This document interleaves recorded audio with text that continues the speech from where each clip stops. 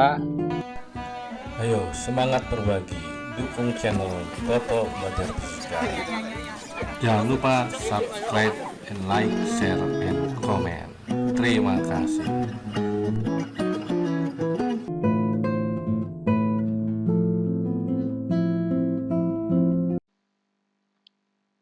Kita punya ada kotak makanan ya.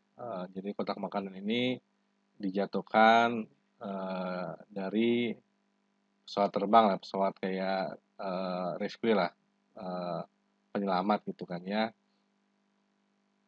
Pada kecepatan 252 km per hour. Jadi atau 252 km per jam.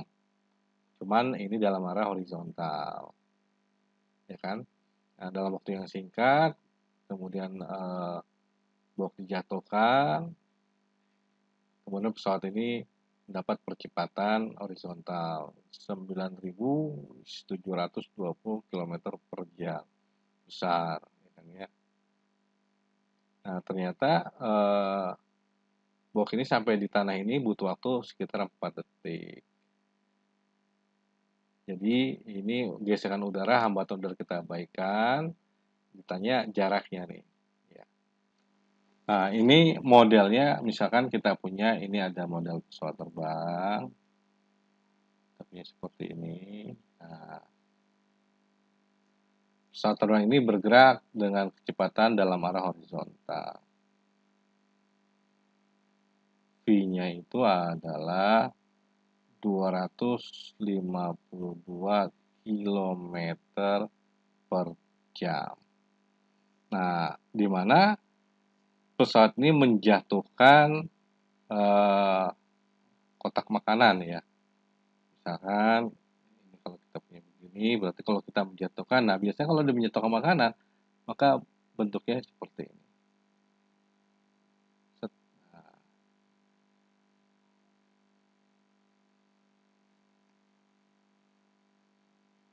kalau kita lihat seperti ini, ya. Ini namanya Y-nya atau ini ketinggiannya, ini adalah X-nya. Oke, X-nya. Nah, ini yang namanya kita sebut sebenarnya nomor 25 ini adalah gerak setengah parabola atau kita bilang ini gerak setengah ya, setengah parabola. Mana ini dia punya V, nah ini sebenarnya Vx-nya ya, ini kita punya Vx-nya. Masih ingat gerak parabola nggak? Ada yang masih ingat gerak parabola? Gerak parabola kalau kita punya lengkapnya ya, jadi Bapak tulis dulu deh. Gerak parabola itu gerak perpaduan antara GLB dan GLBB.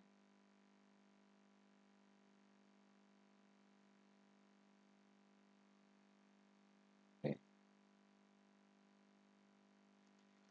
Jadi gerak parabola itu gerak perpaduan. Jadi kalau kita punya di sumbu X, nah, ini geraknya gerak GLB. Gerak GLB. Di mana dalam gerak GLB ini kita punya Vx sama dengan V0x atau sama dengan ini bentuknya V0 cos theta, di mana x ini tinggal Vx dikali T. Nah, dalam sumbu Y, dalam gerak parabola, geraknya adalah gerak GLBB, di mana Vy sama dengan V0, V0Y ini V0 dikali sin theta.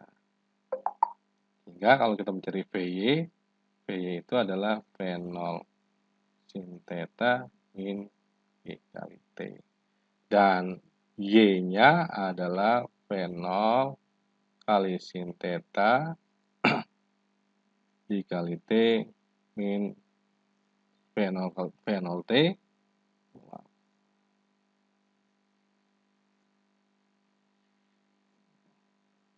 Ini min setengah GT kuadrat. Nah, ini kalau kita bentuknya gerak parabola, bentuknya seperti ini. Nah, ini utuh. Nah, yang kita punya, ini soal ini adalah gerak setengah parabola. Oke. Gerak setengah parabola, seperti ini. Nah, ini X-nya, tetap kita ambil X-nya ini adalah Px. Px dikali T, ini X-nya. Nah, karena di sini dia hanya ada dalam arah horizontal, ini Px-nya saja, P-nya tidak punya, nah, maka bagian sebelah sini hilang nih. Sehingga kalau kita mencari hanya ini adalah tinggal setengah GT kuadrat. Nah, jadi kita punya hanya setengah GT kuadrat, X-nya adalah Px dikali T. Nah, berarti yang dia tanya adalah berapa jaraknya, jarak mendatarnya, X-nya. Berarti kalau kita punya di sini untuk mencari X-nya, ya tinggal kita masukin. X-nya sama dengan Px. Tadi Px-nya dia bilang 252 km per jam. Ya. Sedangkan ini T-nya adalah kita punya T-nya, ini kita punya 4 second. Ini 4 second. Ini Px-nya 252 km per jam.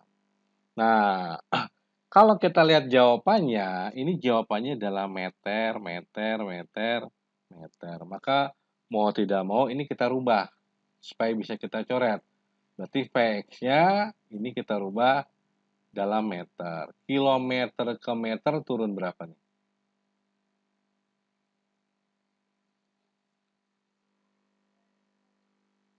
Ini 252 km per jam. Jadikan meter per sekon berapa nih?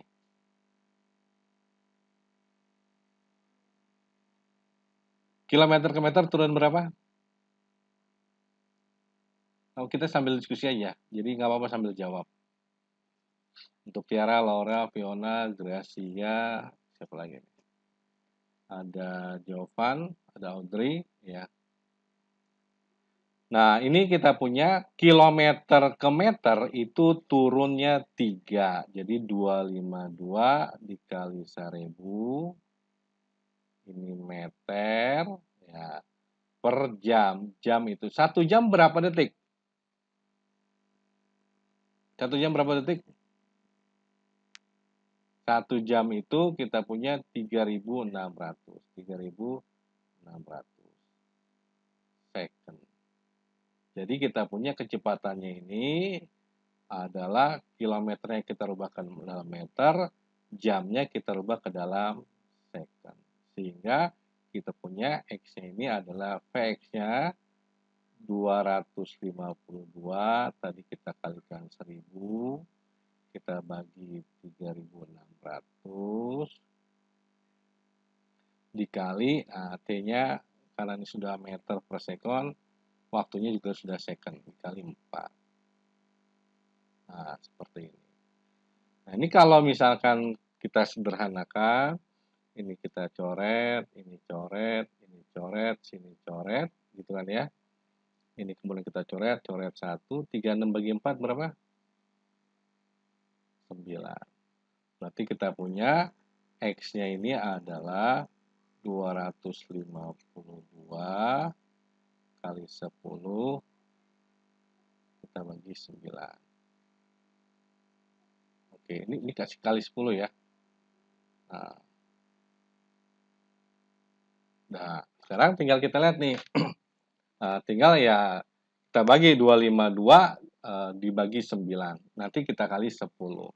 Nah, ini kalau kita sederhanakan, ya kalau mau kita bagi misalkan kalian seperti ini 252. Nah, ini kalau kita punya ini 252 dibagi 9. Jadi kalau mau kita hitung manual, berarti kita punya 252 kita bagi 9. Ya kan? Nah, 25 bagi 9 kita punya dapat berapa tuh?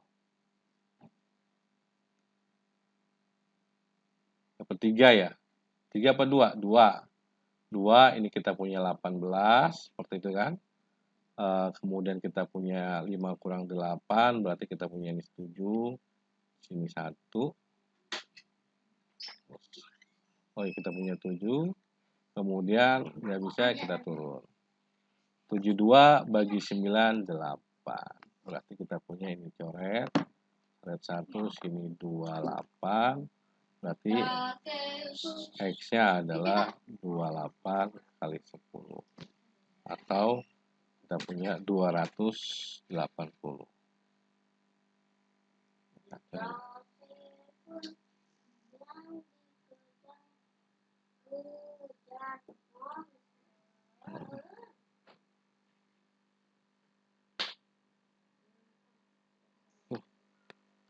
Bismillah. Nih, mohon maaf nih, pennya baterainya habis. Jadi kita punya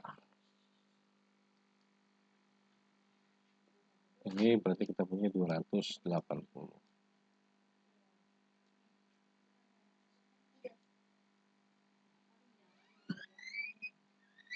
meter. Ini 280 ya. Berarti kita punya jawabannya ini. Oke, kita lanjut ke nomor berikutnya. Ini silahkan dilihat dulu. Ini konsep dasarnya dari gerak parabola.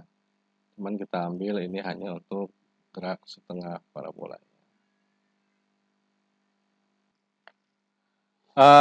Kita punya ada sebuah batu ya dengan masanya M, ikannya diikatkan pada sebuah tali atau benang, ikannya. Kemudian ini kita putarkan dia, tetapi membentuk lingkarannya lingkaran vertikal dengan panjang talinya L atau panjang benangnya L. Ini apa? Hambatan udara kita abaikan. Nah, yang ditanya adalah perbedaan tegangan tali ketika dia berada pada di bawah lingkaran dan ketika dia di atas lingkaran. Nah, ini kita perhatikan di sini. Yang harus kalian perhatikan adalah yang ini.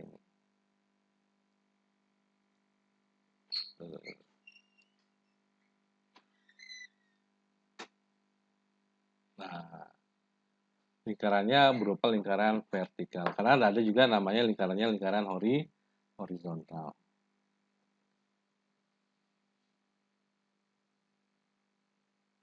Nah, ini kalau kita punya, ya kan ya, setiap benda yang melakukan gerak melingkar punya yang namanya percepatan sentripetal.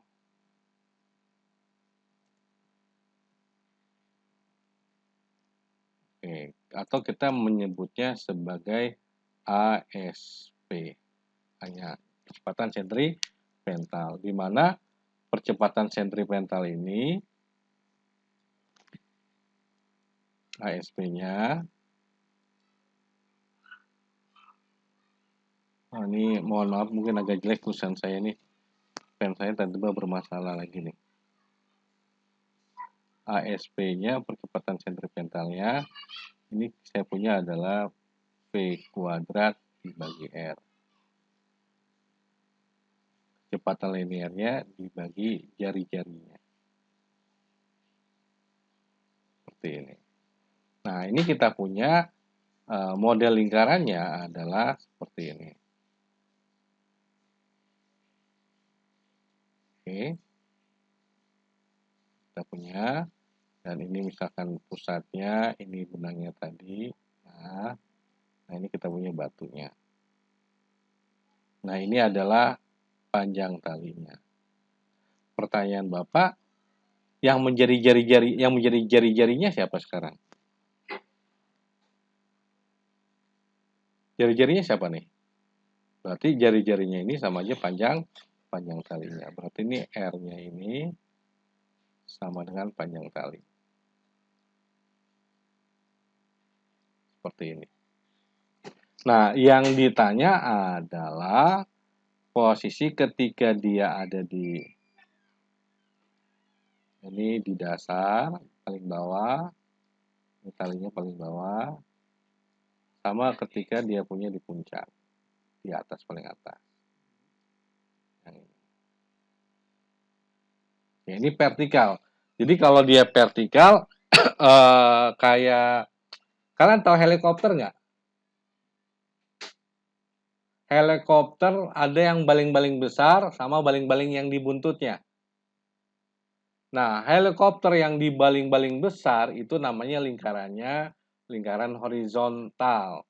Tapi kalau baling-baling helikopter yang di ekornya itu dia membentuk adalah lingkarannya lingkaran vertikal. Nah, ini yang dimaksud seperti ini. Jadi ini lingkaran seperti baling-baling helikopter yang ada di buntut. Jadi dia vertikal seperti ini.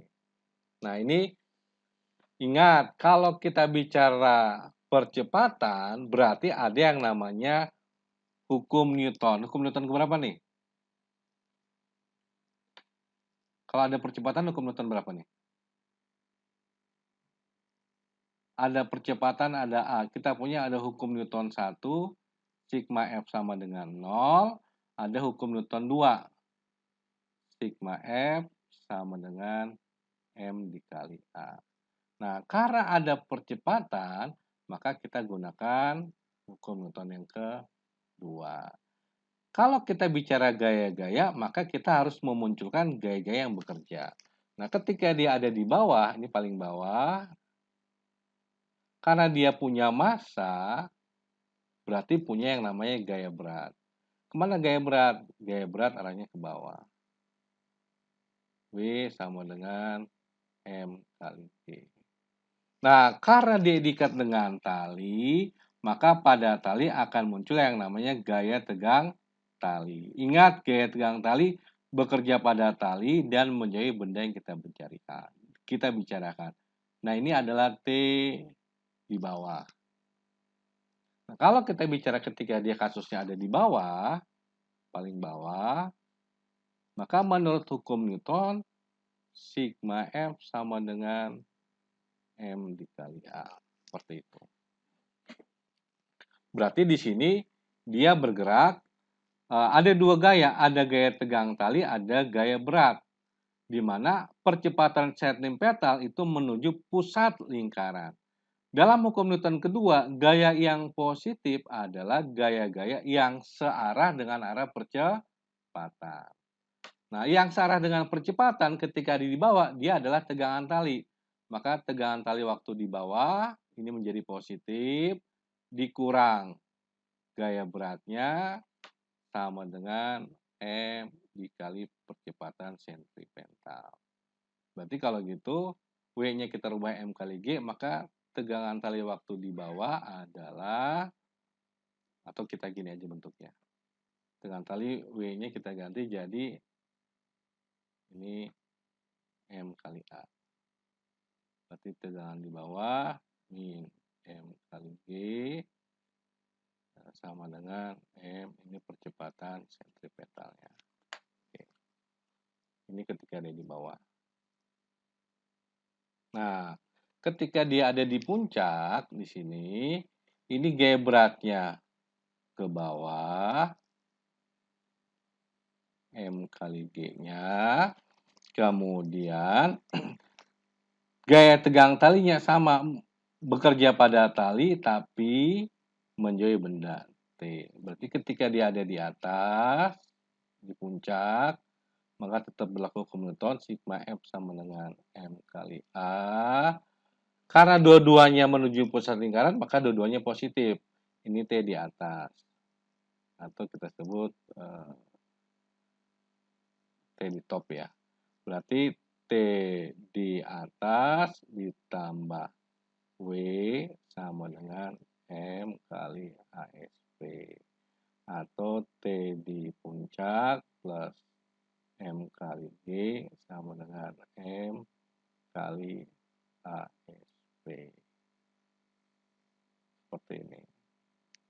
Nah, yang dia minta adalah perbedaan tegangan tali ketika di dasar dan di puncak. Jadi yang ditanya soal ini adalah perbedaannya T di bawah dikurang dengan T di puncak. Ini berapa nilainya?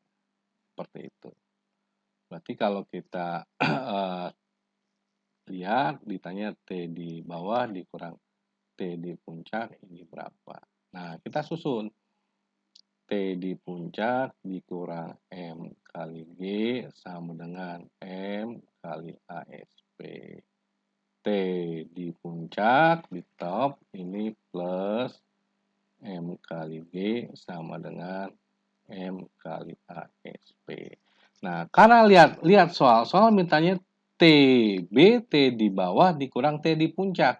Maka supaya bentuk seperti itu, ini kita kurangkan. Kalau kita kurangkan, maka ini dapatnya TB dikurang T di puncak, min MG dikurang MG, jadinya min 2MG.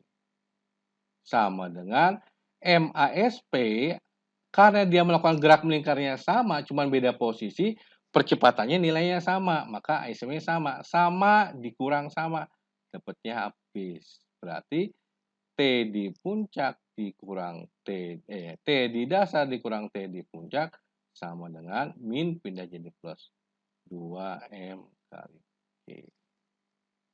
Seperti ini. Berarti kita punya perbedaan tekanan di bawah dengan di puncak bernilai 2MG. Oke, silakan yang mau bertanya. Tiara, ada pertanyaan dulu, Tiara? Enggak, Pak. Logikanya nyambung nggak? Konsep fisikanya? Iya. Iya. Laura? Ada pertanyaan dulu? Ada? Belum. Oh, belum. Tapi logikanya nyambung nih, Laura? Konsepnya, oke. Oke, sip. Kalau ini ada konsep fisika pertanyaan, tanya aja. Fiona? Ada pertanyaan dulu? Belum, Pak. Masih bisa? Masih bisa, Pak. Oke. Gracia? Grace? Gak ada pertanyaan, Kak. Kenapa? Gak ada pertanyaan. Oh, konsepnya masih bisa ngikut nih? Iya, Kak. Oke. Nah, Tiara. Jovan kah? Iya, Kak. Ada pertanyaan dulu kan nih? Nggak ada. Bisa konsepnya nih? Bisa. Oke. Satu, ada berapa orang? 8. 1, 2, 3, 4, 5. Oke. Kita lanjut nomor berikutnya.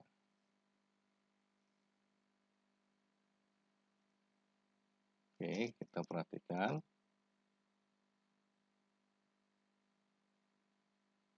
Sudah biru.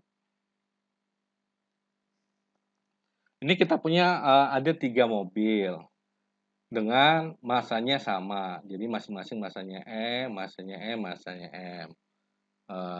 Ditampilkan sebagai pada gambar ya kan ya.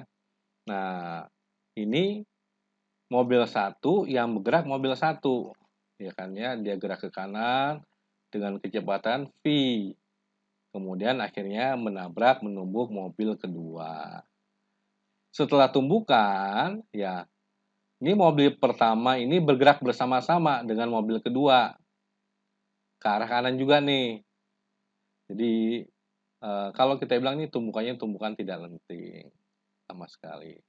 Sehingga mereka menabrak, ya, bertumbukan lagi dengan mobil ketiga secara tumbukan elastis. Ditanya berapa kecepatan mobil ketiga. Oke, berarti ini konsepnya adalah yang namanya, Audrey ada pertanyaan dulu?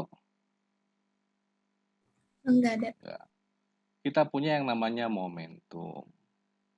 Momentum adalah suatu besaran fisika yang dimiliki oleh benda yang bergerak, M dikali V. Jadi kalau bendanya bergerak, maka dia punya yang namanya momentum.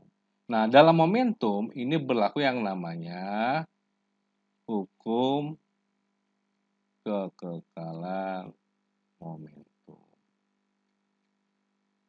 Artinya, momentum sebelum akan sama dengan momentum sesudah. Berarti kalau ada dua benda, maka nanti kita punya ini ada MA kali VA tambah MB kali VB sama dengan, maka ini MA kali VA aksen plus MB kali VB aksen.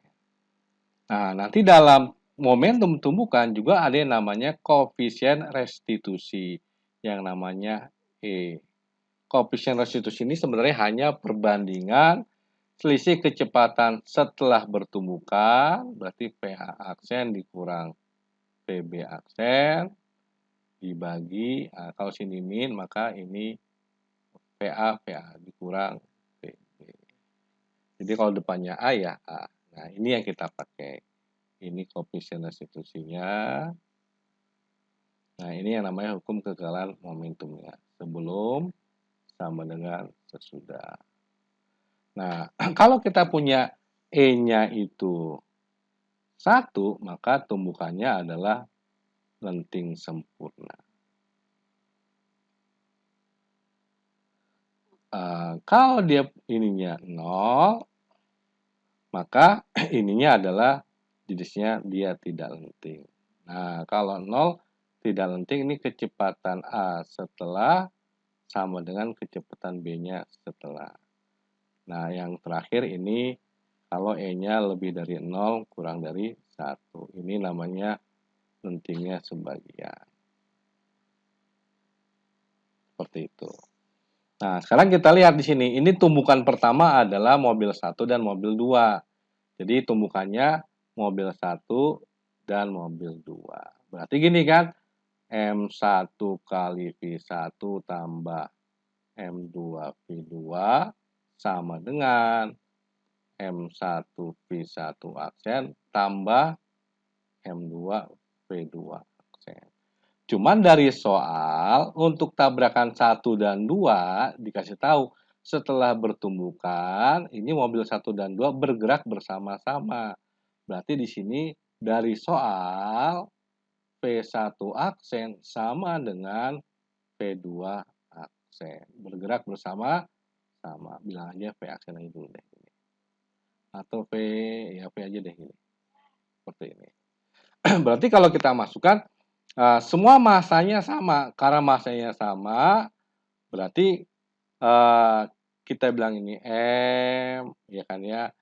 Bola 1 bergerak dengan kecepatan V ke kanan, berarti M kali V. Bola 2 dalam keadaan diam, berarti sesuatu kali 0 kan 0. Ini 0 sama dengan bola satunya M, V1-nya V aksen, tambah bola 2-nya juga masanya M, V2-nya juga V aksen. Berarti kalau kita bilang di sini, ini kita coret, sini kita coret, kita coret. Boleh kan sama sebagai M? V sama dengan V aksen tambah V aksen 2 V aksen.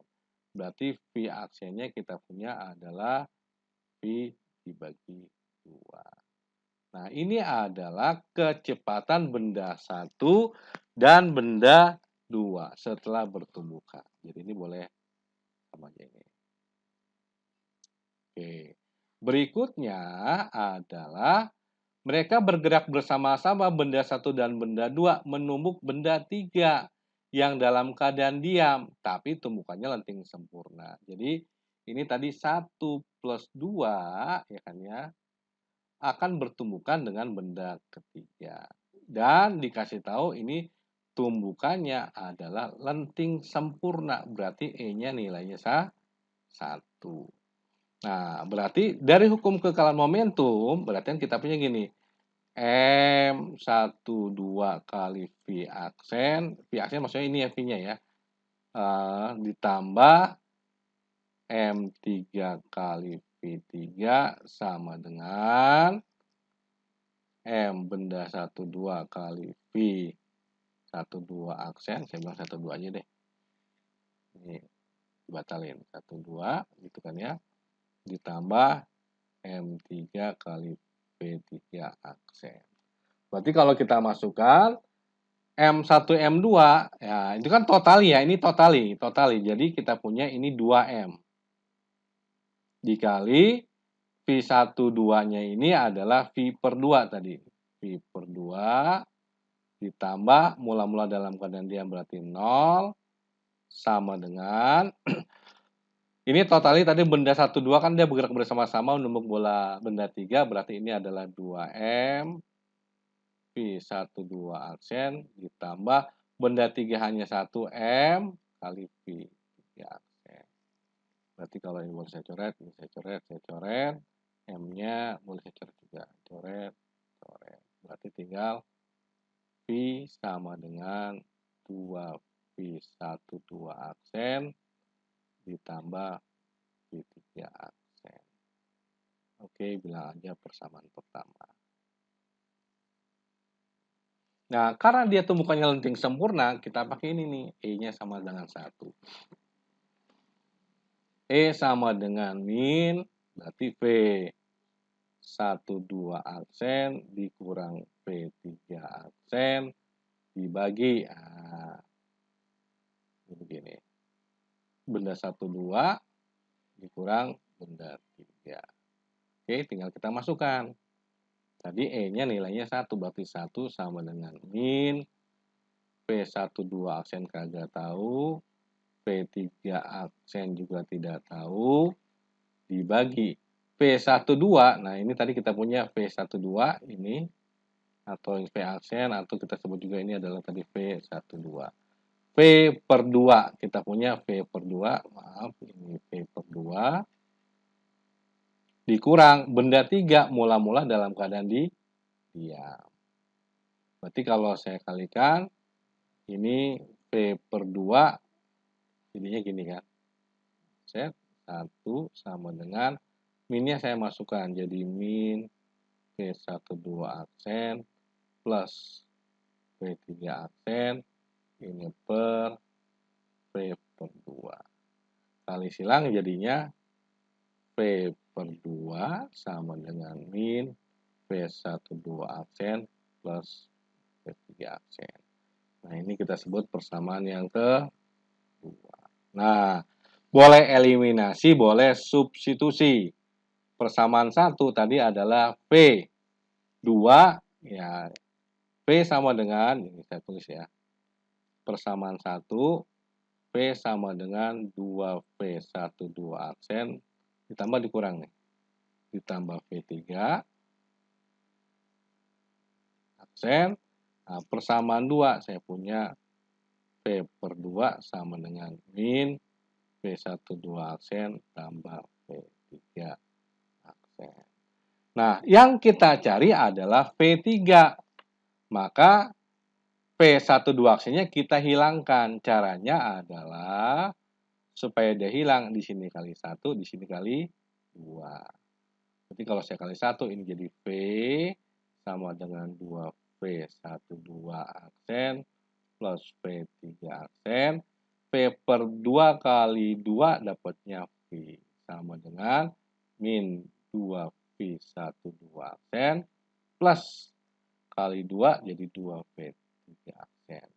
Supaya V1, 2 aksennya hilang, maka ini kan plus, ini min. Supaya hilang kita tambah. V ditambah V dapatnya 2V. 2V1, 2 aksen ditambah min 2V, 2 aksen dapatnya 0. V3 aksen tambah 2V3 aksen jadinya 3V3 aksen. Jadi V3 aksen kita punya dapatnya adalah 2/3.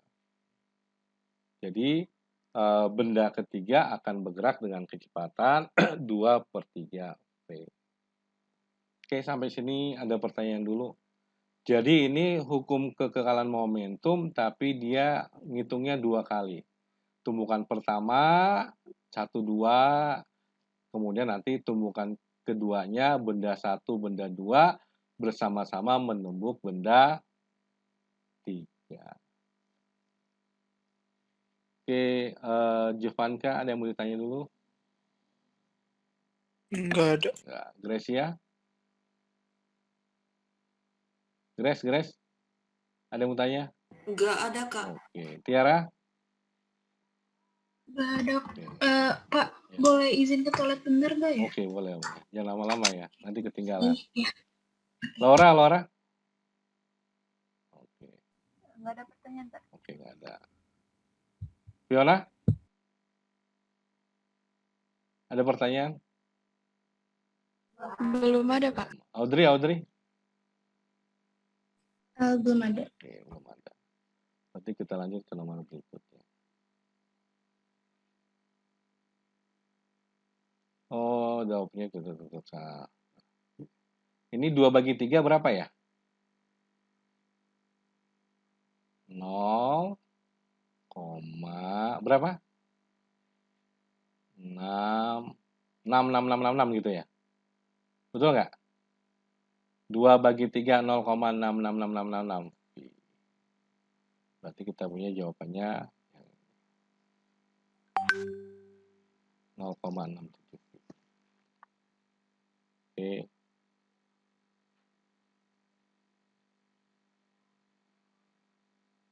Persamaan 1, persamaan 2, hilang lagi.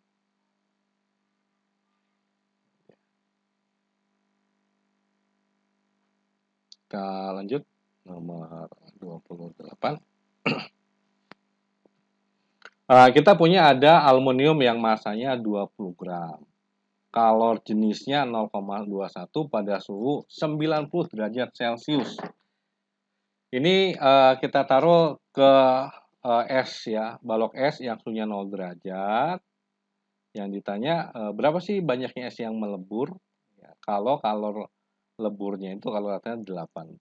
Jadi kita punya aluminium. Jadi gini, di sini dari soal massa aluminium Al ini kita punya banyaknya 20 gram. Kalor jenis aluminium Al-nya nilainya 0,21 kalori per gram derajat Celcius. Suhu aluminiumnya ini adalah 90 derajat Celcius. Nah, kita punya esnya pokoknya esnya gede banyak aja. Kita nggak tahu masih esnya berapa gitu kan ya. Tapi yang jelas kita punya suhu esnya adalah 0 derajat Celcius. Di mana kalor leburnya ini adalah 80 kalori per gram. Seperti itu. Ini konsepnya. Nah, ingat bahwa kita punya bicara sedikit teori di sini. Kalau kita punya ada benda, kita beri kalor itu kita simbolkan dengan Q. Oke, maka dia ada dua kemungkinan. Yang pertama suhunya naik atau berubah ya. Suhunya naik. Dimana kalau suhunya naik, maka kita pakai Q sama dengan M kali C kali delta T. Yang kedua adalah ketika benda kita beri kalor, ya kan ya, ternyata suhunya tetap. Suhunya tetap, nggak berubah, nggak naik gitu kan ya. Nah, ketika suhunya tetap, maka ini kita bilang terjadi yang namanya perubahan wujud. Ketika dia terjadi perubahan wujud, maka Q yang kita gunakan adalah masanya dikali kalor latennya. Nah, ini tergantung. Kita punya kan ada bentuk padat, cair, dan gas. Ya. Kalau dari padat ke cair kita sebut melebur, dari padat atau dari cair ke gas kita sebut menguap. Nah, ini Q-nya seperti ini. Ini ketika dia terjadi perubahan wujud, ketika ini suhunya berubah. Seperti itu. Nah, ketika dua benda kita gabung, ya menurut asas Black, maka akan ada yang melepas kalor, akan ada yang menyerap kalor. Ini namanya asas Black. Dua benda yang sudah berbeda kita gabung, maka akan ada yang melepas, akan ada yang menyerap. Ki lepas sama dengan Ki serap. Nah, kalau kita perhatikan di sini untuk kurva yang tadi, kita punya seperti ini. Ini kurva es dan air. Kita punya benda pertama adalah air yang suhunya aluminium yang suhunya 90 derajat Celcius. Ini Al, aluminium. Kemudian kita punya ada es yang masanya banyak, suhunya 0 derajat Celcius. Nah, kalau ditanya berapa banyak es yang melebur, nah tergantung dari kalori didapat. Berarti kita sebut aja nanti dia di sini. Nah, berarti ke sini. Ini Ki yang melepas, maka ini adalah Ki yang menyerap. Jadi yang melepasnya berapa, maka di yang serapnya seperti itu. Maka kalau begitu yang melepas, ini yang melepas, kita gunakan M aluminium. Yang melepas aluminium kan, kali C aluminium, dikali delta T. Delta T-nya berarti T aluminium dikurang 0. Sama dengan yang menyerap. Yang menyerap ini adalah S. Pada suhunya konstan, berarti dia berubah wujud. Pakainya MS massa S yang melebur. Dikali kalor latennya. Kalor lebur. Oke, ini yang kita pakai. Asas Blackie lepas sama dengan istirahat. Nah, massa aluminiumnya tadi adalah 20 gram. Kalau jenisnya 0,21 dikali 90, oke. 20 kali 0,21, 90 dikurang 0. Sama dengan, nah ini yang ditanya, berapa massa banyaknya massa es yang melebur. Kalau leburnya tadi 80. Ini dikali 80.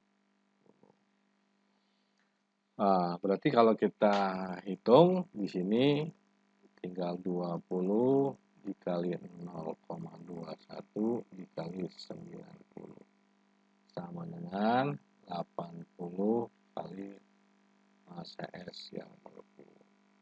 Kalau gitu massa es yang melebur 20 dikali 0,21 dikali 90 dibagi 80. Seperti itu. Nah, ini kalau kita punya ya kita coret sini 1, ini tinggal 80 bagi 20, 4 ya.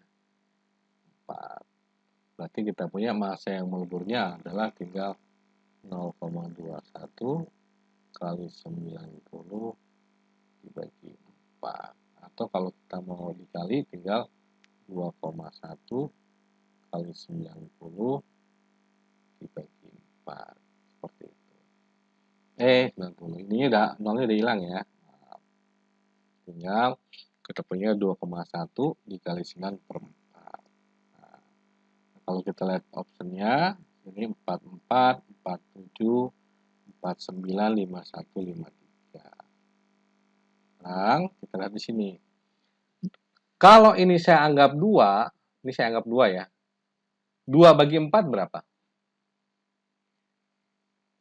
Ini kalau saya anggap, saya ini ngitung-ngitung. Anggap. Ini adalah 2. 2 bagi 4 kali 9. Coret 1, tinggal 2 gitu kan. 9 bagi 2, 4,5 gram. Setuju nih? Nah, tapi ini saya punya, karena ini bukan 2, tapi 2,1 berarti lebih besar. Ya kan ya? Lebih besar dari 2. Jadi, ini artinya kalau kita bagi 4, ini dapatnya lebih kecil. Jadi, 9 dibagi lebih kecil, maka kita punya dapatannya lebih besar dari 4,5. Nah, kalau kita lihat di sini yang lebih besar dari 4,5, ini ada 4,7, 4,9, 5,1, 5,3. Ini nggak masuk. Ya. Berarti di sini, perhatikan di sini, ini jawabannya kan tadinya kalau saya anggap 2, 4,5. Ini harusnya lebih besar dari 4,5. Jadi jawaban di sini lebih besar dari 4,5. Nah, lebih besar dari 4,5. Berarti kira-kira kita ambil yang mana nih? Nih, kalau kamu mau dihitung boleh. Ini 4,5, kalau kita lihat di sini lebih besar dari 4,5, ada 4,7, nah, ada 4,9, ada 5,1. Coba silahkan dihitung. Jadi berapa nih kira-kira nih? Kita mendekatinya adalah yang mana nih? Udah ada? Yang paling dekat tadi, kan kita punya 4,5 tapi lebih ya. Lebihnya berarti tapi dia nggak jauh-jauh. Jauh maksud saya nih. Jadi gini, kita nggak usah ngitung nih. Kayak maksudnya gini. Ini kan kita dapatnya 4,5 ya. 4,5 nih. Tapi karena kita punya ini bukan 2 bagi 4, tapi 2,1 bagi 4. Pasti lebih besar. Pasti jawabannya lebih besar dari 4,5. Tapi ini lebihnya kan dikit, 2,1. Berarti lebihnya dari 4,5 juga nggak jauh-jauh. Berarti kita ambil jawabannya ya nggak jauh-jauh dari 4,5, tapi lebih dari 4,5. Mana yang lebih dari 0,45 tapi nggak jauh-jauh dari 4,5? Yang lebih dari 4,5 tapi nggak jauh-jauh dari 4,5. Yang mana nih? Maka kita ambil jawabannya yang B. Ingat, ini teknik menghitung. Jadi kita tidak menghitung sampai habis, tapi kita melakukan pendekatan dengan angka yang bisa kita bagi. Itu seperti 24 ini bisa kita bagi. Oke, ini nomor 28 ya kan ya. Konsepnya adalah asas Black. Ternyata es yang melebur itu adalah lebih dari 4,5, sekitar 4,7 gram yang meleburnya. Ada pertanyaan dulu sampai sini? Kalau enggak kita lanjut ke nomor 29. Ini kalian nanti ditulis atau gimana nih?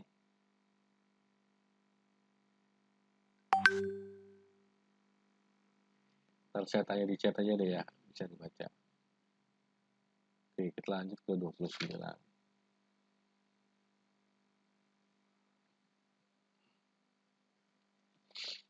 Nah, ini ada suatu siklus. Pertanyaan Bapak adalah, ini ada berapa proses? Ada yang tahu ini berapa proses?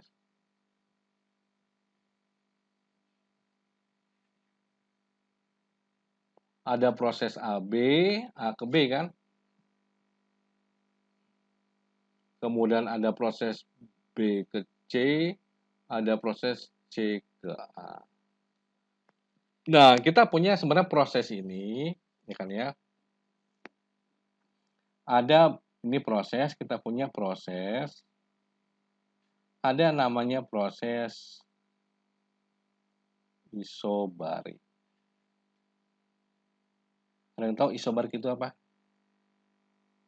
Isobar. Berarti apanya yang sama? Isobarik. Isobarik itu tekanannya sama. Ya. Dimana kalau dia isobarik tekanan sama, maka kita punya yang namanya usahanya ini sama dengan tinggal P akhir dikurang P1. Itu isobarik. Kemudian kalau kita punya dia isokorik itu adalah volumenya sama. Oke, kalau dia volumenya sama isokorik, usahanya itu nilainya sama dengan 0. Isokorik. Kemudian kita punya ada lagi isotermal.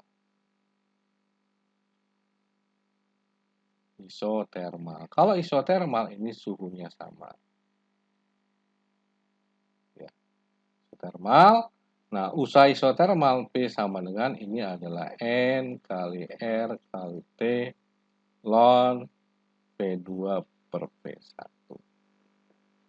Di mana isotermal, ciri khas dari isotermal ini P1 kali V1 sama dengan P2 V2. Ini ciri khas isotermal. Jadi perkalian titik-titik koordinatnya itu sama. Yang keempat adalah proses isobarik, adiabatis. Adiabatis adalah suatu proses tidak ada kalori yang masuk, tidak ada kalori yang keluar. Berarti anggapnya Q-nya sama dengan 0. Dimana untuk adiabatis usahanya ini adalah satu pertetapan Laplace. Nah, ini tinggal P2 V1 min 2 V1 V1. Seperti ini. Ini adiabatis. Nah, isobarik ini kalau kita mau bentuk kurvanya, isobarik seperti ini. P, ini V, nah ini isobarik. Ya. Kalau saya punya isohorik, nah, kurvanya seperti ini. PP, kayak gini. Isohorik. Nah, kalau adiabatis, nah adiabatis mirip seperti isotermal mirip seperti adiabatis. Dia melengkung, kurvanya melengkung. Tapi melengkungnya nggak tajam. Nah, ciri khas dari isotermal ini adalah perkalian titik-titiknya nih. V1, V1, kemudian V2, V2, ini nilainya sama gitu. Nah, beda dengan adiabatis sama, kurvanya sama-sama melengkung. Cuman kalau adiabatis melengkungnya lebih curam. Nah, lebih curam ya. Gitu. Seperti itu. Nah, yang jelas kalau kita punya yang namanya usaha, ya, usaha atau kerja, ini bentuk indahnya adalah W sama dengan integral P dV. Atau sama aja luas di bawah kurva. Luas di bawah kurva. Bentuk indahnya. Oke. Ini konsepnya. Sekarang kalau kita lihat di sini, pertanyaan Bapak adalah ABCD apakah proses isobarik?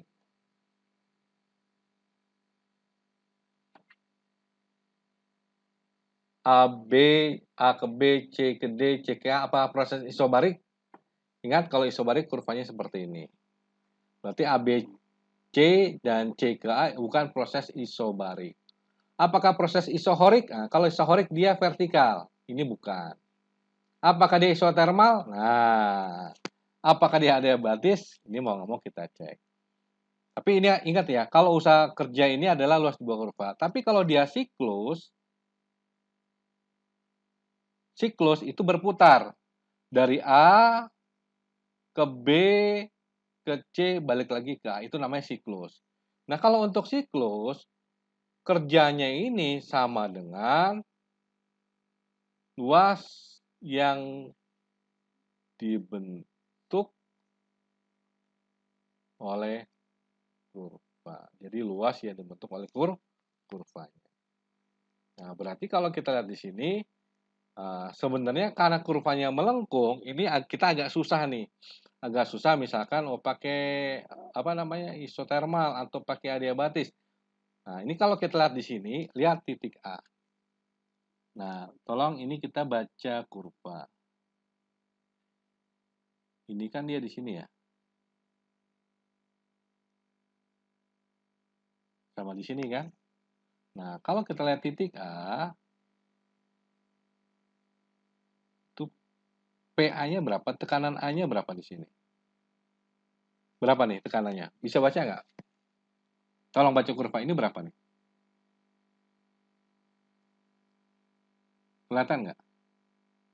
1, 2, 3, 4, 5, 6. Antara 5, 6, antara 3, 4, antara 1, 2 itu 2 kotak. Berarti ini di tengah-tengahnya. Berarti PA-nya adalah 5,5 kali 10. Jangan lupa nih, pangkat 5 Pascal. Kemudian berapa koordinat volume A-nya? Nah, volume A-nya kita lihat di sini.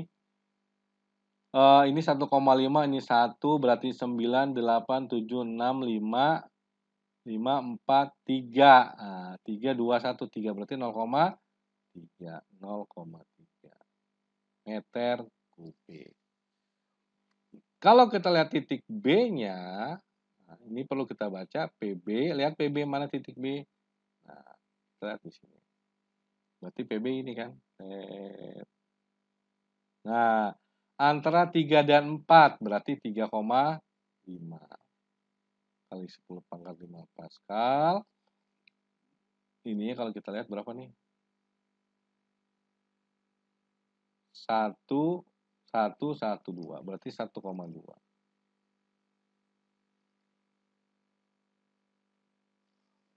Meter kubik. Nah, kita lihat koordinat titik C-nya.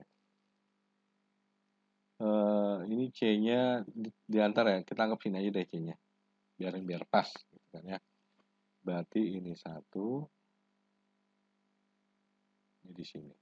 Berarti PA-nya 1. Titik C. 1 kali 10 pangkat 5 Pascal. Volume C-nya kita punya 1,4. 1,4 meter kubik. Seperti ini.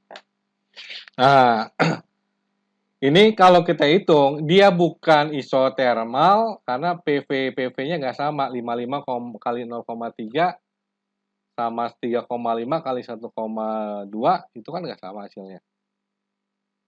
Ya. Coba, kalau 5,5 kali 0,3 berapa? 1,815 ya. Kalau 3,5 kita kalikan dengan 1,2, nah itu dijauh gitu. Bisa sampai sini? Jadi ini kita punya, ya ini tadi kita beberapa proses. Nah tapi di sini kita dikasih gambarnya bukan proses semuanya. Berarti ini lihat jawabannya kita punya 5 kJ, 10, 25, 50, 110. Nah berarti kita punya kan ini sama aja luas di bawah kurva. Kalau dia siklus, ini sama aja luas yang dalam siklusnya. Nah, inilah usahanya, kerjanya seperti ini. Kira-kira kalau misalkan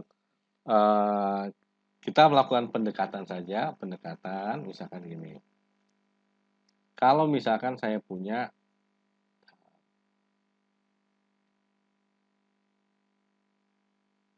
Oke, ini saya ambil ya. Ini kan sebenarnya kotaknya kecil ya. Ini kalau saya ambil, ini gini.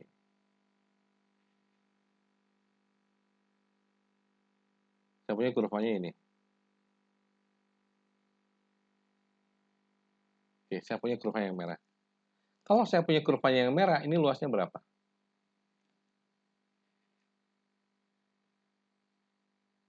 Kurva merah nih.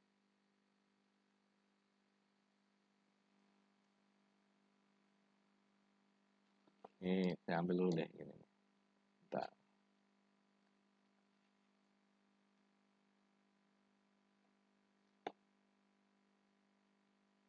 Tunggu ya. Ini ke bawah saja.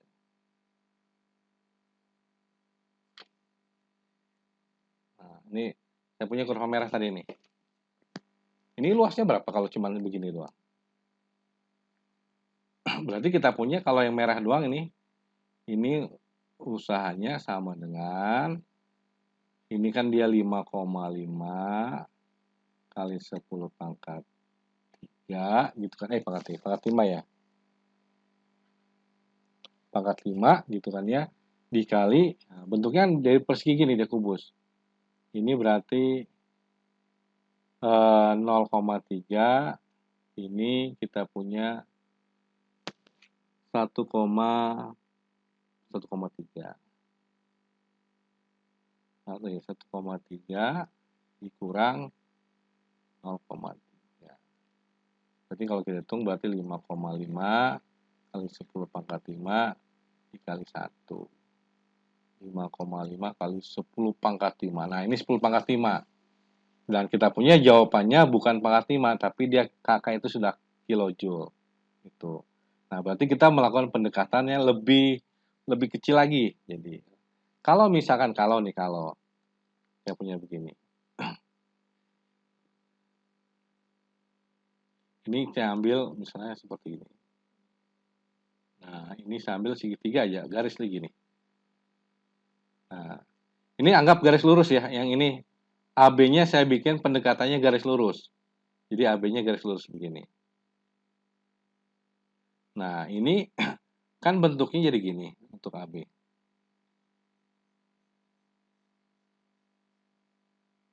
Maaf di sini. Ini sampai di sini, ya kan? Kita lihat AB-nya sampai sini. Maka dia membentuk yang namanya luas trapesium. Ya kan? Dimana luas trapesium adalah jumlah sisi sejajar. Berarti di sini sisi sejajarnya kita punya berapa nih?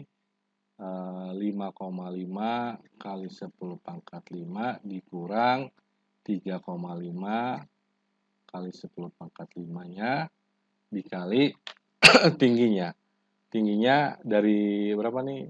0,3 sampai ke 1,3. Tingginya adalah 1,3 kurang 0,3. Nanti kita bagi 2. Berarti 5,5 dikurang 3,5 ini 2. 2 kali 10 pangkat 5 dikali 1 bagi 2. Berarti kita coret. Nah, ini saya baru dapat 10 pangkat 5 atau 100 kali 1000. Atau saya punya ini adalah 100 kilojoule. 7 nih. Jadi dari A ke B saya punya ini 100 joule. Ya. 100 joule. Oke. Nah, dari A ke B saya punya ini 100 joule. Nah, ini kan dia hanya punya sampai sini nih. Maaf nih. 100 joule kan A sampai B. Oke, ini saya kurang ya, udah 100 joule.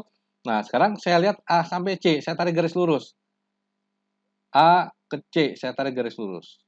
A ke C. Nah, A ke C ini kan gini. Di AC yang ini. AC yang ini. Berarti usaha dari A ke C sama, dia bentuknya kita anggapnya trapesium. Jumlah sisi sejajar 5,5. Oh, maaf.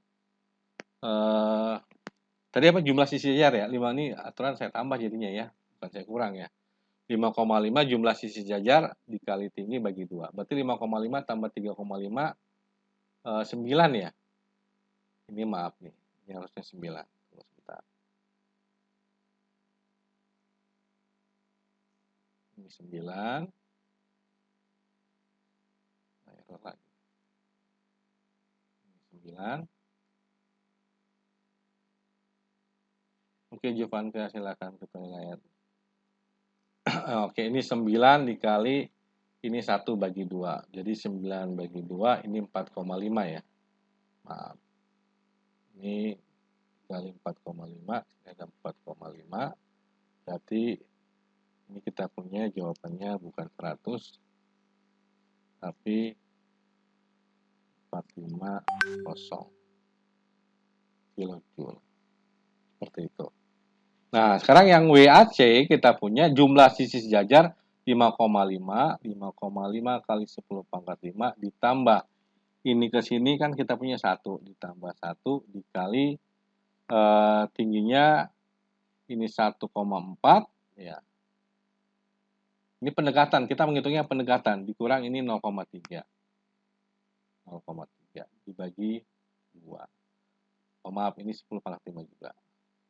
Berarti ini kita punya 6,5 kali 10 pangkat 5.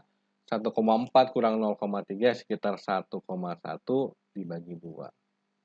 6,5. Nah, ini kalau kita kalikan, kita dapatnya untuk yang ini 6,5 kita kalikan dengan 1,1. Sebentar. 6,5.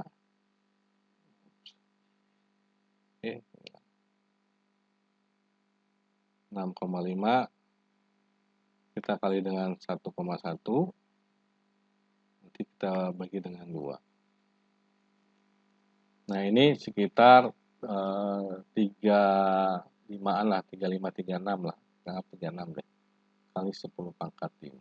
Atau kalau mau kita jabarin 3,6 kali 100, ini 1000. Nah, ini kilo, berarti kita punya 360 kilojoule. Nah, tolong perhatikan di sini, maksud saya begini. Ini kita punya WAB ini 450 kilojoule, WAC kita punya 360 kilojoule. Jadi, nah ini tadi WAC, ini WAB. Nah, ini kalau kita selisihkan, kita kurangkan, dapatnya kurang lebih mendekati ini, dapatnya kurang lebih mendekati. Berarti kalau gitu, ini saya selisihkan. 450 dikurang 360 berapa? Sekitar 90 ya. 90 kilojoule. Jadi ini kurang lebih mendekati siklusnya. 90 kilojoule. Berarti yang mendekati yang mana nih? Mendekati 90 kilojoule yang mana nih? Maka 29 mendekatinya kita jawab yang E, yang mendekati. Ini kalau dihitung pakai rumus ini nggak bisa. Jadi kita ngitungnya pendekatan pakai ngitung luas. Oke, ada pertanyaan dulu sebelum Bapak lanjut.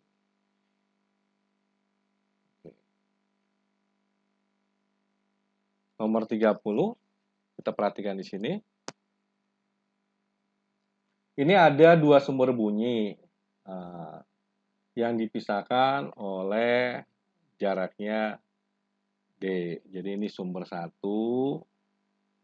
ini sumber 2. Terpisah sejauh D. Ya kan ya? Nah, dia memiliki panjang gelombangnya sama lambda. Perbedaan lintasan kedua sumber itu adalah L1 dikurang L2. Sebenarnya kalau kita menghitung nih bisa. Jadi selisihnya nih L1 kurang L2. Nah, inilah. Ini delta L ya. Kalau kita masuk pakai di sini D, di sini sudutnya theta. Nah, ada depan, ada samping, berarti pakai sin. Sin theta sama dengan delta L per D, atau beda lintasannya adalah D dikali sin theta. Seperti ini. Nah, cuman ya yang dia minta adalah ketika di titik P ini terjadi yang namanya saling melemahkan. Jadi dalam gelombang ini umum. Bisa bunyi, bisa cahaya. Ini 30 adalah gelombang bunyi. Nah, gelombang bunyi ini bisa berinterferensi. Atau bersuposisi, ya kan ya. Dimana interferensi ini bisa saling menguatkan. Kalau menguatkan ini konstruktif. Saling menguatkan. Bisa juga nanti interferensinya ini saling melemahkan. Kalau melemahkan, destruktif. Menguatkan, ini melemahkan. Nah, yang perlu kalian ingat, kalau dia interferensinya saling menguatkan, ini kuat ya.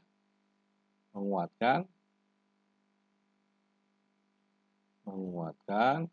ini melemahkan.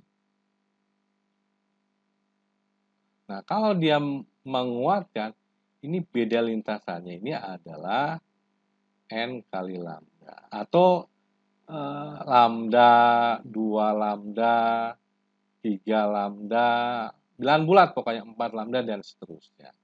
Tapi kalau dia melemahkan, ini beda lintasannya, ini adalah bilangan ganjil kali setengah. Bilangan ganjil kali setengah. Atau kalau kita bilang 2N min 1 kali lambda per 2. Jadi kalau kita dapat, nanti dapatnya setengah lambda, 3 per 2 lambda, 5 per 2 lambda, berapa lagi? 7 per 2 lambda, dan seterusnya. Nah, yang dia minta adalah untuk dia saling melemahkan. Berarti beda lintasannya melemahkan. Bisa ini, bisa itu, bisa ono, bisa 7/2, dan seterusnya. Berarti jawaban yang tepat untuk di sini adalah dia mau jawabannya yang ini.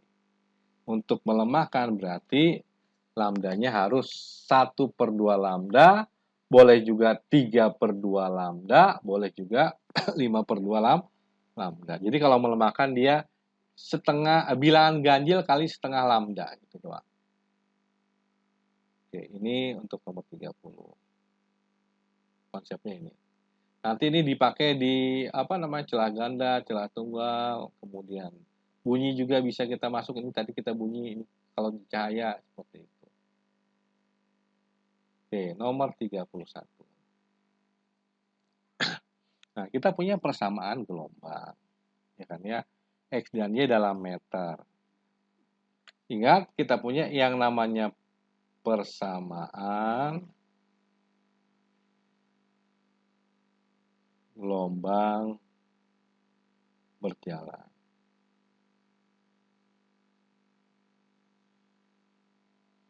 Persamaan gelombang berjalan Y sama dengan ini A dikali sin omega T plus minus KX.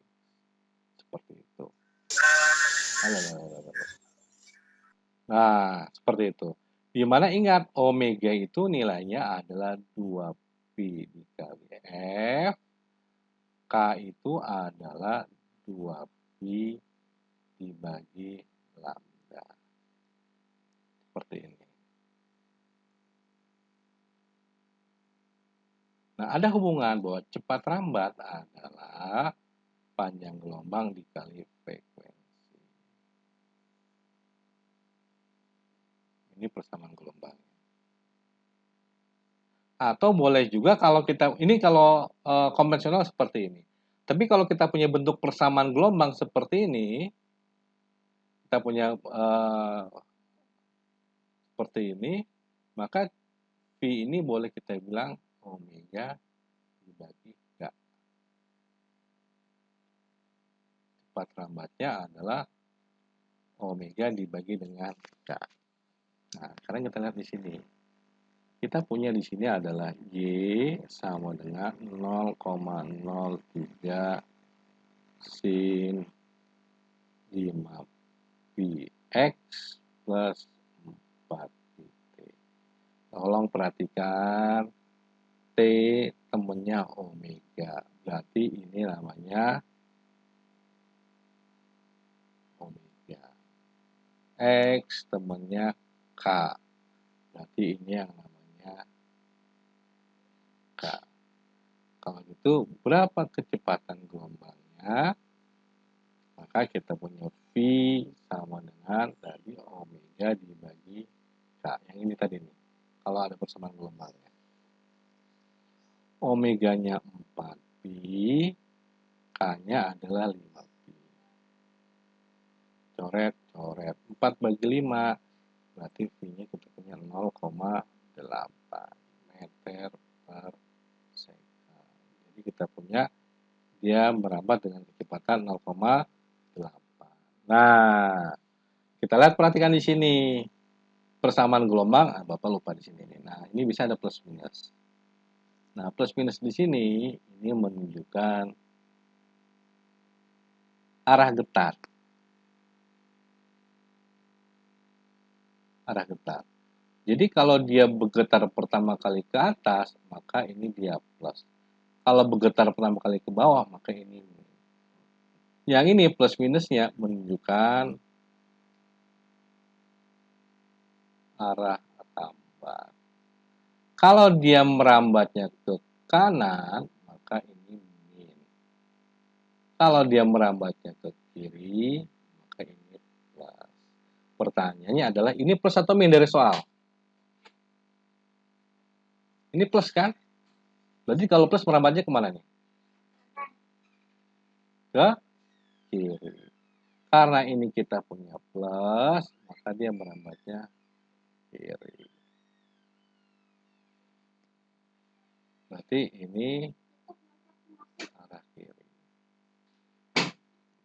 Berarti jawabannya adalah yang karena juga ada yang di ke kanan. Jadi plus minus itu yang di tengah menunjukkan arah rambat. Oke, ada pertanyaan dulu sampai sini untuk Tiara, Laura, Fiona, Andri, kemudian Jovanka, Gracia. Ada pertanyaan dulu, kalau nggak ada Bapak lanjut. Oke. Pak, Ya, maaf. Tadi yang ada tulisan plus X direction is to the right, itu berarti kayak buat pengecoh doang atau gimana ya?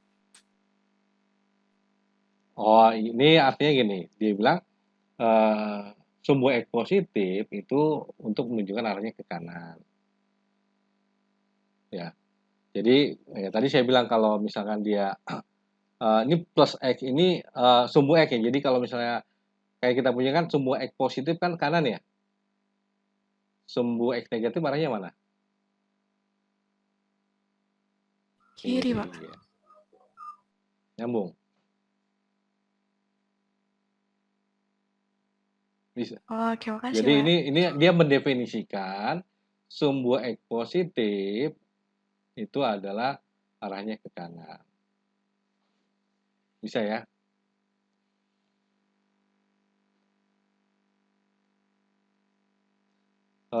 Bukan artinya plus X-nya plus gitu ya, tapi sumbu X positif gitu. Mana tadi? Kita lihat nomor 32. Ini kita punya ada dua lensa, satu lensa konvergen, satu lensa divergen. Ingat kita punya lensa, ada lensa positif, ada lensa negatif. Lensa positif ini lensa cembung. Lensa negatif ini lensanya lensa cekung. Nah, positif dia bersifat mengumpulkan cahaya, makanya disebut sebagai konvergen. Lensa negatif cekung ini bersifat menyebarkan, berarti ini divergen.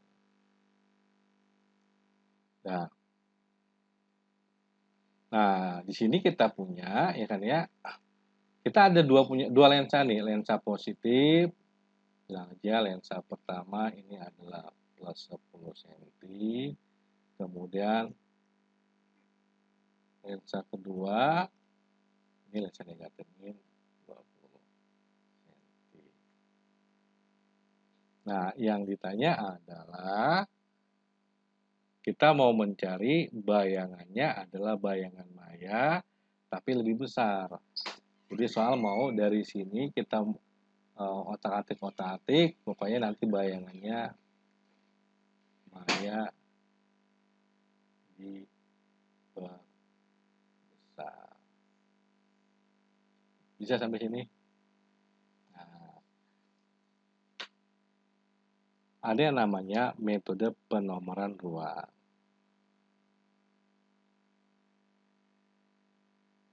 Metode penomoran ruang ya hampir sama, ya kan? Nah, ini saya punya lensa cembung. Ini lensa positif ya. Sebenarnya ada F1, ada M1, ada F2, M2. Nah, ini bendanya saya taruh di sini. Benda di satu nih. Benda ada di sini. Oke. Nah, nanti kalau kita punya benda di sini, maka ini yang saya sebut namanya ruang 1. Ini ruang 2. Ini ruang 3. 1, 2, 3. Nah, ini bayangan. Bayang di sini. Nah, jadi gini, penomoran ruang jadi gini. Nomor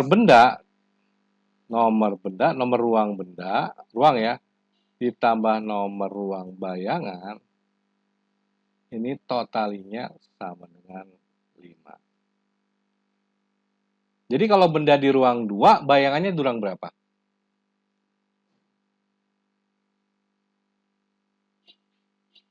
Benda di ruang 2, maka bayangannya di ruang 3. Benda di ruang 1, maka bayangannya di ruang 4. Ini aturannya, yang pertama. Yang kedua, kalau benda di nomor ruang bendanya ya, 2 atau 3, benda saya taruh di ruang benda 2 atau 3, maka ini bayangannya nyata. Kalau benda saya taruh di nomor ruang benda 1 atau 4, maka bayangannya ini maya. Ingat 2, 3 nyata, 1, 4 maya.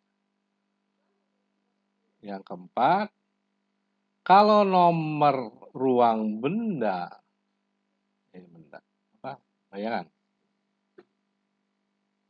bayangan lebih besar dari nomor ruang benda, nah ini kita bisa sebut diperbesar.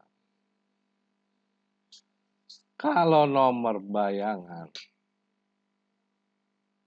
kurang dari nomor benda, nanti kita sebut ini diperkecil. Bisa sampai sini? Nah, saya akan lensa cembung dulu. Ini ruang 1, ruang 2, ruang 3. Jadi kalau saya punya bendanya di ruang 2, ini sebenarnya pengulangan juga. Ini 1, ini 2 aksen, aksen berarti bayangannya. Ini 3 aksen. Jadi kalau bendanya di 2, maka bayangannya di sini. Kalau bendanya di 3, maka bayangannya ada di sini, di 2 aksen. Nah, kalau bendanya di 1, bendanya ada di 1, maka bayangannya ada di 4, tapi 4-nya di sini. Nah, ini 4. 4 aksennya di sini. Jadi kalau bendanya di 1, 4 aksennya di sini. Bisa sampai sini? Oke, pelan-pelan. Sekarang kita coba, kita untuk ini lensanya lensa positif dulu. Lensa positif berarti lensa konvergen. Ya. Berarti kalau bendanya kita taruh 5 cm, ya kan? Dari lensa konvergen, nah, ini berapa? 5 cm, 15 cm, 25 cm. Tolong perhatikan. Lensa konvergen fokusnya berapa? 10 ya? Ini tadi konvergen fokusnya 10. Tadi soal lensa konvergen fokusnya 10. Tolong perhatikan, berarti ini ke sini jaraknya 10. Oke, ini sini jaraknya 10. Nah, saya mau ini mendapatkan tadi bayangannya adalah maya diperbesar. Maya diperbesar. Ya, maya diperbesar. Ingat, supaya dapat bayangan maya, lihat, supaya dapat bayangan maya, benda harus di mana nih? Supaya maya, benda di ruang berapa? 1 atau 4. Supaya maya, 1 ada 4. Dan dia mau diperbesar. Supaya diperbesar, maka nomor bayangannya harus lebih besar. Berarti kalau bendanya di 1, jadi gini. Kalau bendanya di 1, maka bayangannya di mana? Di 4. Nyambung sampai sini. Kalau bendanya di 1, bayangannya di 4. Berarti, lihat, kita punya fokusnya 10 cm. Supaya ditaruh di 1, berarti dia jaraknya berapa cm? Pertanyaan saya. Jadi benda itu supaya dia dapat bayangan maya dan diperbesar, harus kita taruh di sini. Supaya maya dan diperbesar kita taruh di sini. Ini 10 cm, berarti ini berapa cm nih? Kurang dari 10. Berarti jawabannya yang mana? ya. Nah, kalau benda saya taruh 5 cm dari lensa cembung, berarti ini di ruang 1 bendanya. Akan didapatkan bayangannya di ruang 4. Benda 1, bayangan 4. Ini bayangan maya. 4 lebih besar, diperbesar. Ingat, ini fokusnya 20 cm. Bisa sampai sini? Berarti bendanya harus kita taruh di 5 cm di depan cermin cembung. Oke, sampai sini ada pertanyaan dulu. Oke, kita lanjut ke nomor 33.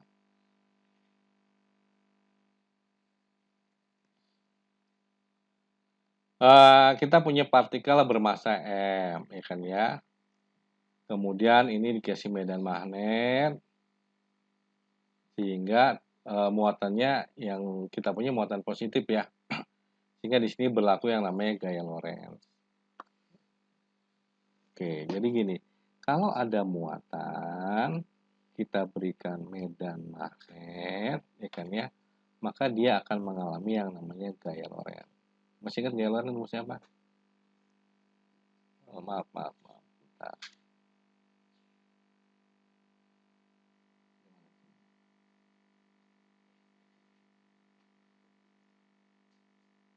Oke, jadi kalau ada muatan kita kasih medan magnet, maka muncul gaya Lorentz.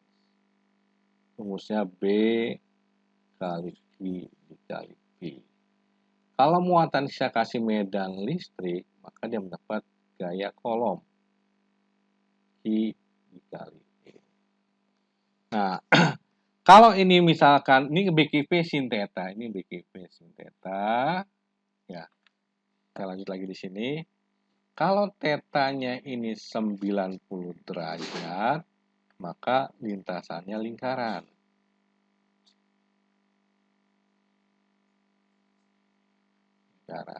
Tapi kalau tetanya ini 0 derajat, maka lintasannya lurus. Seperti itu. Nah, karena dia lihat di sini, karena akibat gaya Lorentz dia membentuk suatu lingkaran, maka kita tahu dia sudutnya adalah 90. Maka dia lintasannya adalah lingkaran. Ingat, setiap lingkaran punya yang namanya percepatan sentripetal. Bisa V kuadrat per R, bisa juga omega kuadrat dikali R. Ingat tadi omega adalah 2pi dikali R. Seperti ini. Nah, karena dia punya percepatan sentripetal, maka dia punya yang namanya ada percepatan berarti berlaku hukum Newton kedua. Berarti kita punya sigma F sama dengan M dikali ASB. Nah, gayanya adalah gaya Lorentz. Apa gaya Lorentz tadi? B kali I kali V sama dengan M. Nah, kalau kita pakai omega, ESP itu adalah omega kuadrat dikali dengan M. Seperti itu. Atau misalnya kita pakai ini juga deh. V aja dulu. Biar agak ringan. V kuadrat dibagi dengan R. Nah, BQV sama dengan MV kuadrat dibagi R. Nah, kalau kita lihat di sini, yang ditanya adalah berapa besar medan magnetnya. Ditanya, ini kan kalau saya coret, sini saya coret gitu kan ya. Coret, sehingga B dikali I sama dengan M kali V dibagi R. Yang ditanya adalah berapa besar dari medan magnetnya. Berarti medan magnet rumusnya B. Berarti B sama dengan M kali V dibagi I dikali M. Ini besar medan magnetnya. M kali V dibagi I kali R. Nah, cuman di sini dia tidak pakai V, tapi dia punya frekuensi. Nah, Jangan lupa bahwa kecepatan linear adalah omega dikali dengan R. Dan jangan lupa pula kita punya bahwa rumus omega adalah 2pi dikali R. Nanti kalau saya masukkan, sebenarnya kalau kita punya di sini, ini kita lihat di sini, pi dibagi R, kita punya namanya omega. Gitu kan? Berarti namanya siapa nih? Kita punya namanya omega. Berarti B sama dengan M kali omega dibagi I. Nah, omega 2pi F berarti M kali 2pi kali F dibagi dengan I. Maka besar medan magnetnya adalah oleh 2pi F kali M per I. Penulisnya. Jadi inilah besar medan magnetnya. 2pi FM cuma 1 per I. Maka inilah besar medan magnet yang diperlukan untuk dapat si partikel melakukan gerak melintas. Oke, sampai sini ada pertanyaan dulu. Ada yang mau tanya dulu?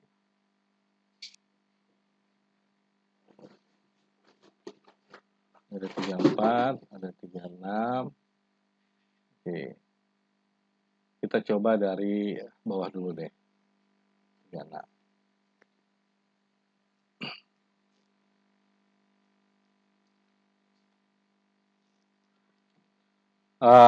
Jadi ini kita punya cahaya panjangnya L ya kan ya, diukur oleh seorang pengamat ya kan ya, kecepatan cahayanya 1,8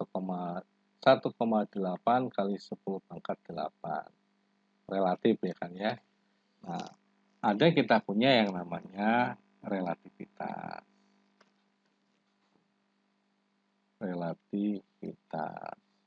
Relativitas itu adalah berbicara ketika suatu benda-benda bergerak mendekati kecepatan cahaya. V-nya mendekati kecepatan cahaya. Kecepatan cahaya nilainya adalah 3 kali 10 pangkat 8, 300 juta meter per sekon. Nah, akibat benda-benda bergerak dengan kecepatan cahaya, ya, maka dia mengalami yang namanya tetapan relativitas. Tetapan relativitas, di mana tetapan relativitas kita menyebutnya gamma.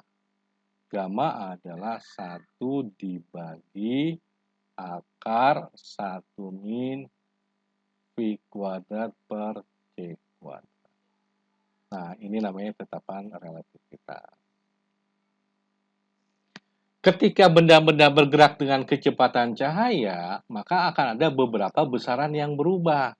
Yang pertama adalah kita punya kontraksi panjang. Kontraksi panjang.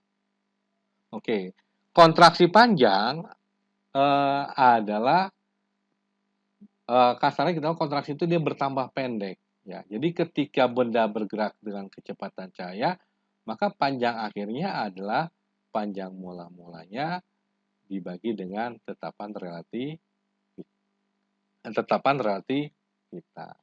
seperti ini. Nah, ini waktu diam, panjang waktu diam, ini panjang waktu bergerak. Seperti ini.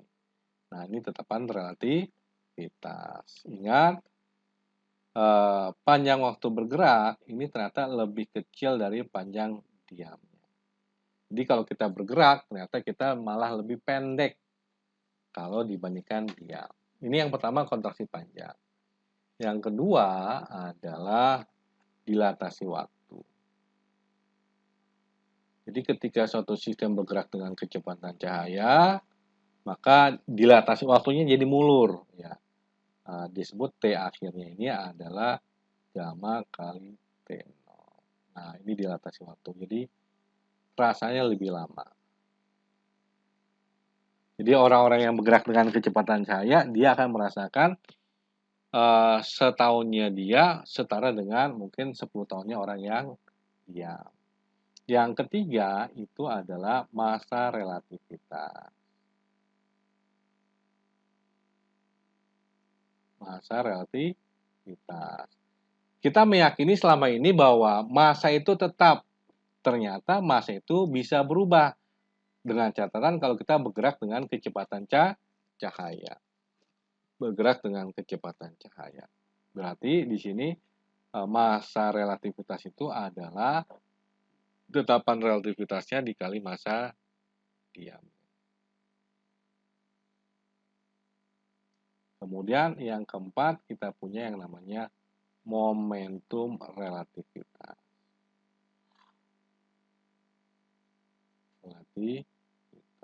Nah, momentum rumusnya adalah M dikali V. Berarti momentum itu adalah M.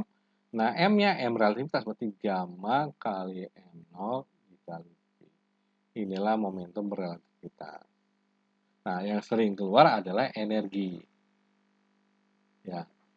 Energi diam, nah, ini iklan susu nih, energi diam. E sama dengan mc kuadrat, berarti M0 dikali C kuadrat. Nah, energi kinetiknya adalah EK sama dengan energi geraknya, ya, ini M0 kali C kuadrat dikurang energi diam. Nah, ini energi kinetiknya. Atau boleh juga kadang disebutnya gini, energi diam gamma min 1. Nah, sekarang kasus yang kita punya berarti kan ini bendanya bergerak dengan kecepatan mendekati kecepatan cahaya. Lihat, kecepatannya 1,8 kali 10 pangkat 8. Berarti mau tidak mau ini berlaku yang namanya relativitas. Berarti kita cari dulu tetapan relativitasnya. Berarti gamanya sama dengan 1 dibagi akar 1 min 1,8 kali 10 pangkat 8 kuadrat dibagi C kuadrat.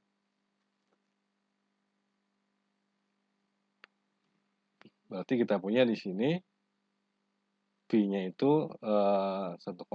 Tunggu sebentar.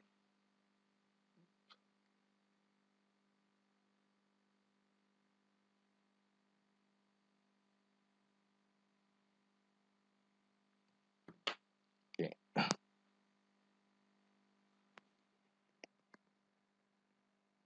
Nah, kalau kita lihat di sini, ya kan, dia bergerak mendekati dengan kecepatan cahaya. Kecepatan cahaya itu 3 kali 10 pangkat 8. Ya.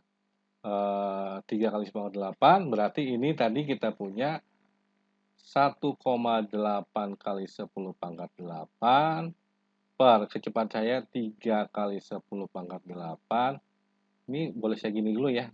Nah, dikuadratin. Berarti ini boleh saya coret. Ya. 1,8 per 3, berarti kalau saya hitung ini sama dengan 1 dibagi akar 1 min buka kurung, ini 1,8 boleh saya bilang 18 per 30.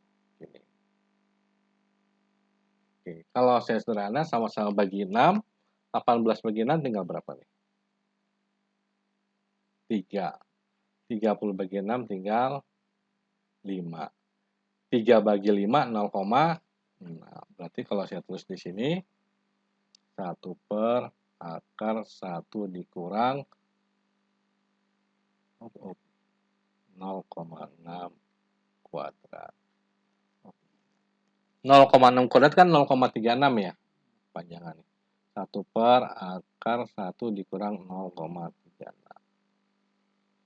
1 per 1 dikurang 0,36 berapa? Akar 0,64, ya kan? Akar 0,64, 1 per 0,8. Ini gamanya. Berarti kita punya tetapan peluruhannya kita punya adalah 1 per 0,8. Atau boleh juga 10 per 8. Atau boleh juga 5 per 4. Mana aja boleh. Oke, bisa ya. Berarti kita punya gamanya adalah 1 per 0,8. Nah, sekarang kita perhatikan di sini.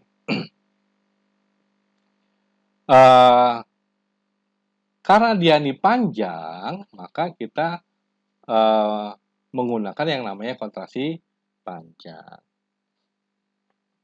Kita lihat di sini.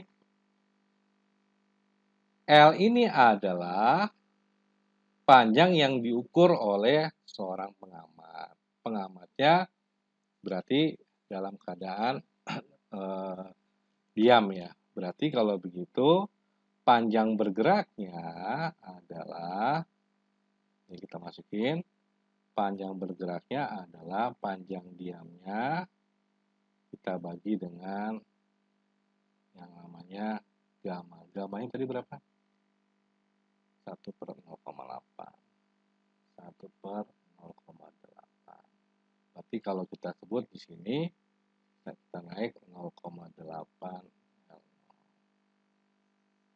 Oke, jadi kita punya di sini panjangnya itu ya kalau kita bilang di sini dia kurang lebih ini adalah 0,8. Jadi ketika dia bergerak panjangnya menjadi 0,8. Ya. Ini kita punya meter. Nah sebenarnya harus bukan meter tapi harusnya panjang awal aja L0 karena ini kita L juga nggak tahu. Tapi yang jelas ketika terukur dia sekitar 0,8 kalinya. Oke, ini nomor 36, ini teorinya. Nah, kita lihat 35. Ini ada sebuah lingkaran ya, dengan jari-jarinya A, cuma lingkaran ini pada bidang YZ, pada bidang YZ.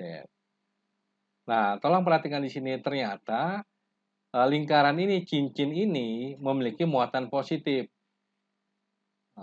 Uniform, distribusinya sama nih. Jadi cincin ini ada muatan, pokoknya di sini ada muatan. Kemudian kita punya ini ada pusatnya di sini. Nah, yang ditanya adalah medan listrik oleh muatan tersebut. Masih ingat medan listrik nggak rumusnya apa? Medan listrik E itu sama dengan K kali muatannya dibagi R kuadrat. Ya, berarti hubungan antara E dengan R, nah, R ini R kuadrat ya hubungannya dengan R, ya kan ya. Berarti kita lihat di sini, semakin besar R-nya, ini R aja biar.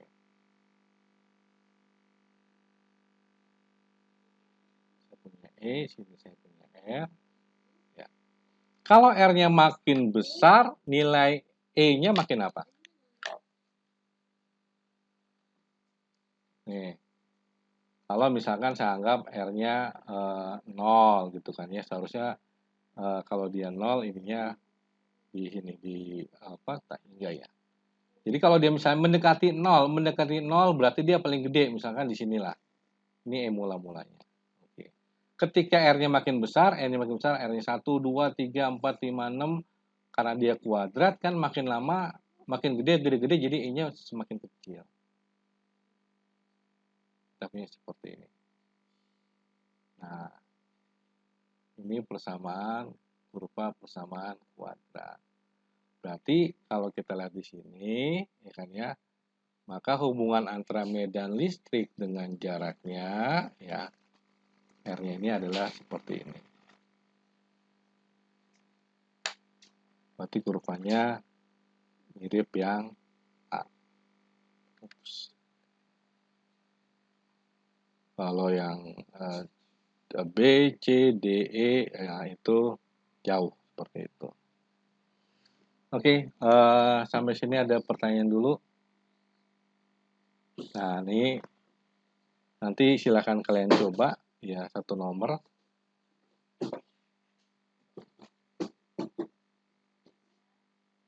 Ya, ini silakan kalian coba ya nanti. Insya Allah nanti kita ketemu lagi.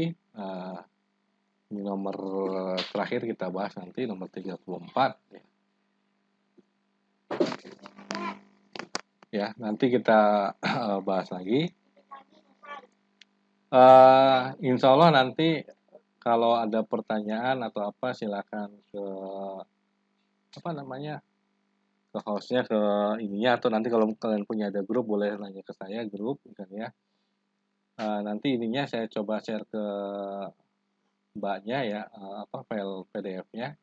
Jadi nanti ini bentuk PDF-nya ada gitu kan ya. Nanti saya coba share ke mbaknya untuk di-share ke kelas kalian. Oke. Insya Allah sampai sini ada pertanyaan dulu. Ini kita masih sudah ya, tinggal satu nomor lagi ya. Jadi perlu kalian catat ya, untuk soal SIMAK UI ya, itu salah satu konsepnya adalah dalam konsep berhitung juga. Jadi dalam konsep berhitung dalam SIMAK UI itu kadang dia tidak menghitung asli, artinya menghitung A kali B, tapi kadang kita melakukan yang namanya pendekatan. Untuk soal yang KKI dengan soal yang reguler, untuk fisika ya, bentuk penghitungannya juga sama. Banyak melakukan pendekatan. Jadi kalau kita dihitung mati, dihitung pasti, itu lumayan menguras waktu kalian, menguras energi kalian. Seperti itu. Oke, nanti ini materinya saya share ke mbaknya. Mudah-mudahan kalau nanti ada kita punya grup WA-nya, ya kan ya, saya bisa sharing. Kalau enggak, untuk sementara ya saya share ke mbak hostnya. Jadi untuk filenya ini saya share ya. Oke, kalau tidak ada pertanyaan, kita akhiri saja. Insya Allah kita bertemu lagi, ya kan ya. Kita bahas soal-soal berikutnya. Yang terpenting kalian tidak usah terlalu berpikir sulit ya. Semua konsep fisika sama, mudah, ya kan ya. Yang penting kalian tenang, menguasai. Kalau saya lihat di sini soalnya tidak terlalu berlibet ya. Artinya kalau yang reguler itu lumayan. Soal-soal awal itu soal-soal muternya sampai 3 kali 4 kali. Tapi kalau kita lihat di sini kan dia hanya lihat, ini hanya konsep rumus masukin satu, ini hanya konsep seperti biasa, ya kan ya.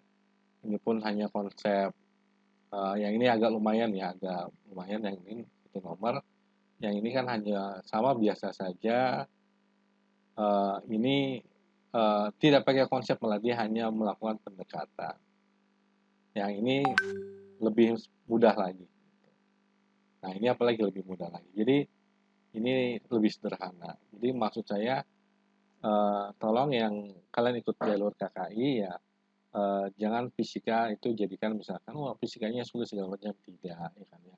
Kalau kita lihat ini ternyata saya bandingkan ya dengan soal reguler ya, untuk yang tahun ini modelnya hanya satu konsep kita masukkan dapat nilainya.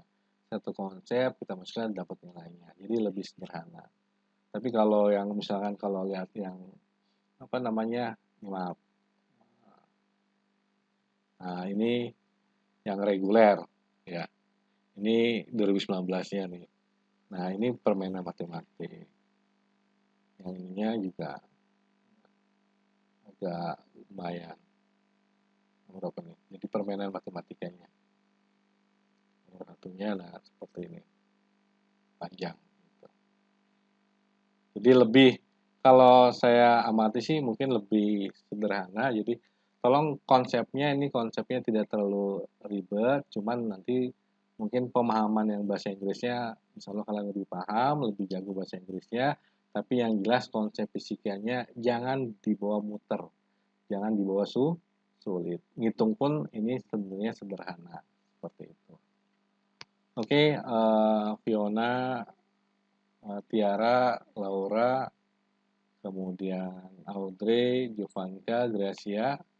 Ada yang mau ditanya dulu? Bisa ya? Oke, nanti kalau kalian misal mau ini silakan aja minta ke hostnya, ke mbaknya. Biasanya kita ada grup WA.